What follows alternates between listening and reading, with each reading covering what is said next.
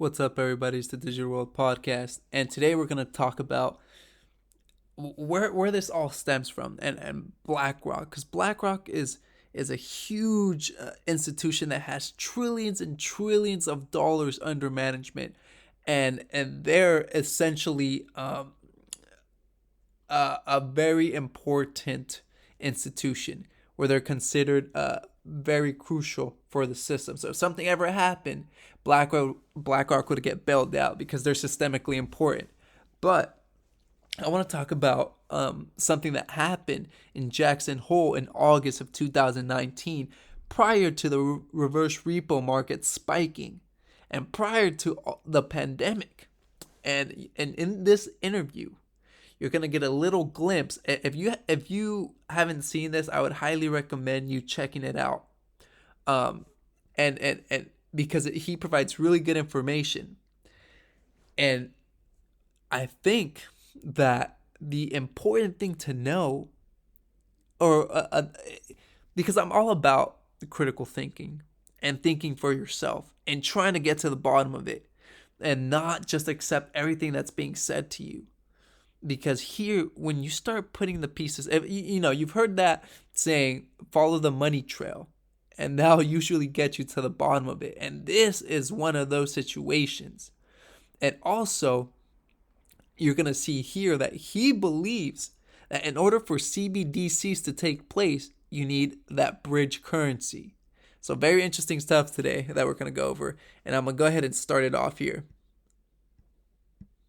So the Fed is created in 1913, which consolidates control of Wall Street and central banks over the monetary system in the U.S. So that's obviously a major turning point everybody knows about.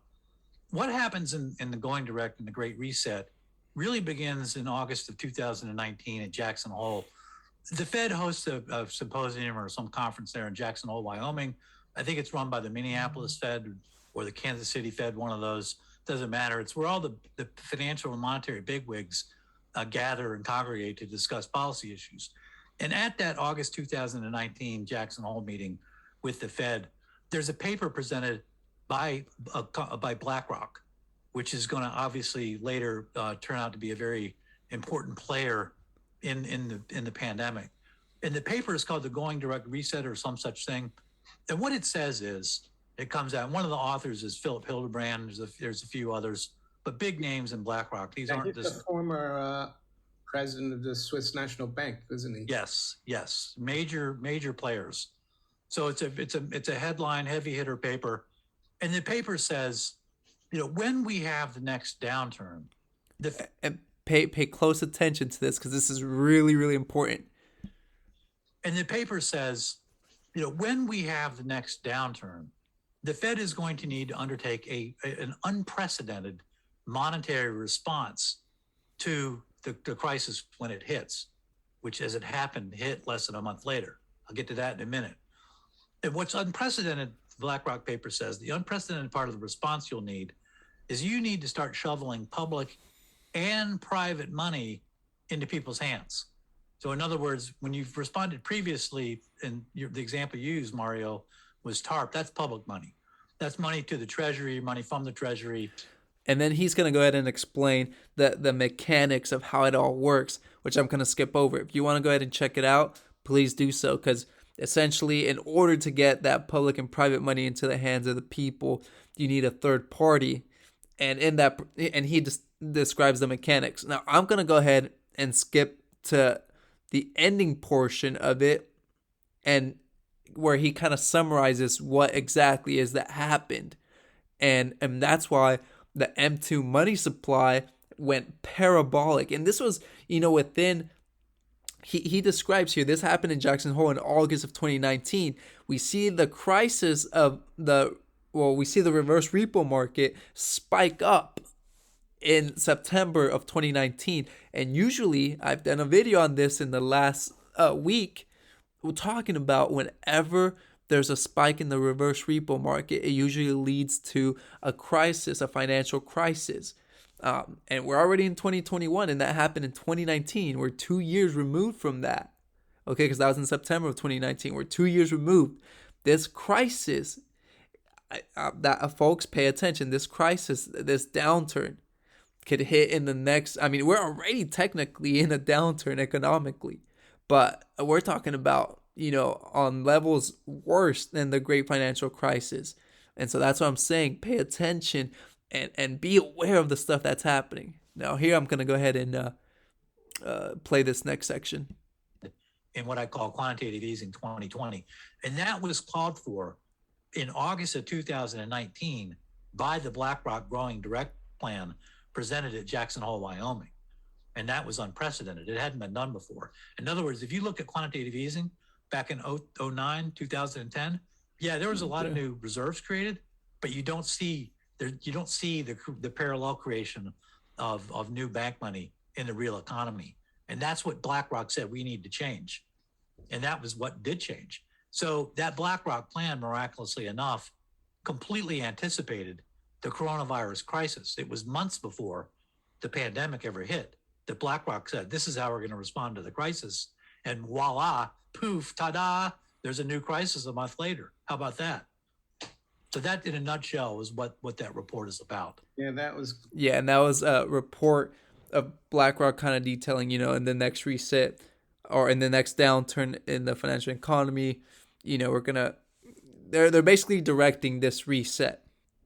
And folks, this is really important. And he thinks that in order to transition for CBDCs, which I believe are going to happen in a time when it's really economically unstable and people really need money, in order to get that money directly to the hands of the people, instead of and the Fed not having to use like a third party to do so, the CBDCs are going to come in and it's going to be directly from the Fed to the people. But with that, you're going to lose your privacy because they'll be able to see your transactions in real time.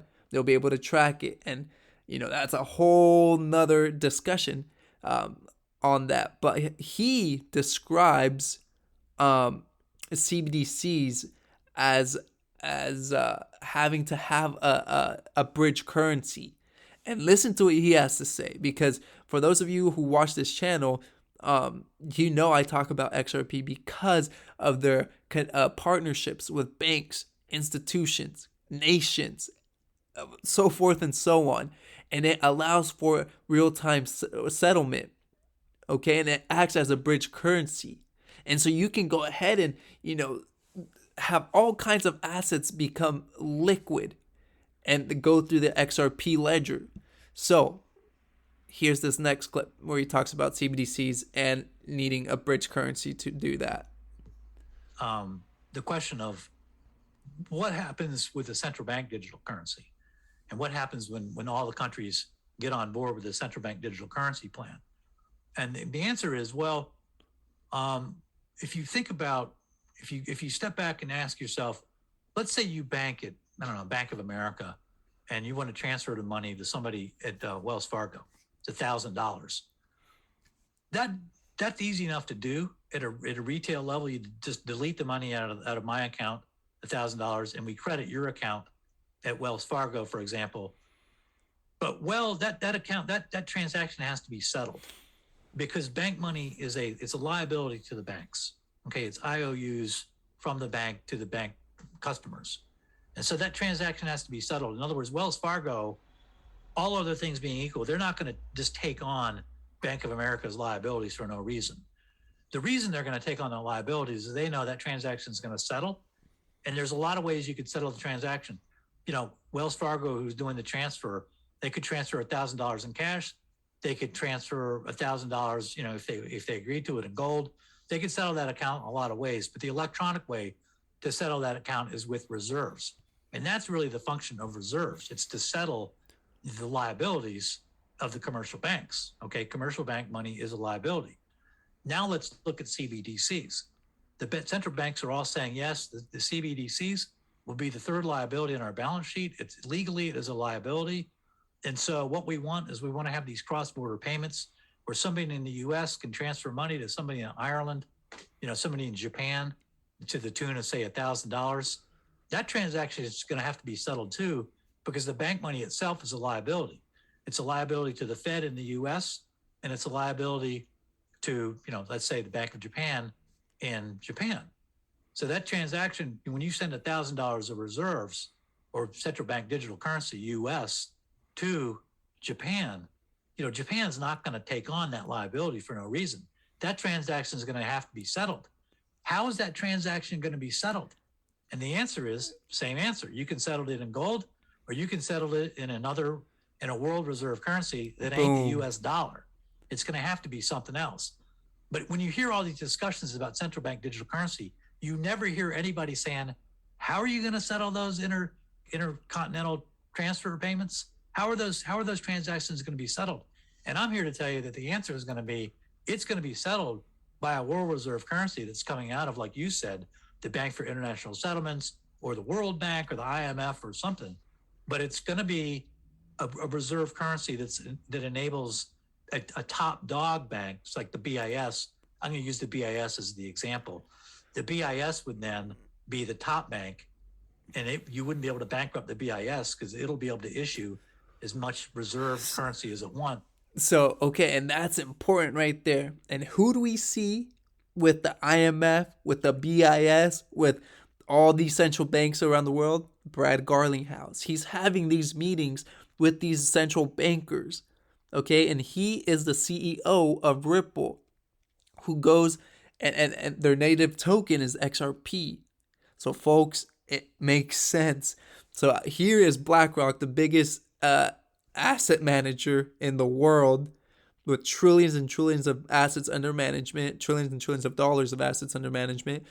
And we have, CBDCs, which need a settlement option or mechanism in which you use bridge currency, which will essentially be the world reserve currency instead of the dollar. So I hope this episode has brought you some value. I hope that you like and subscribe, share this video so people can learn. And if you found value in it, let other people find value in it as well. Thank you for listening. This is the Digital World Podcast, and I'll see you in the next episode.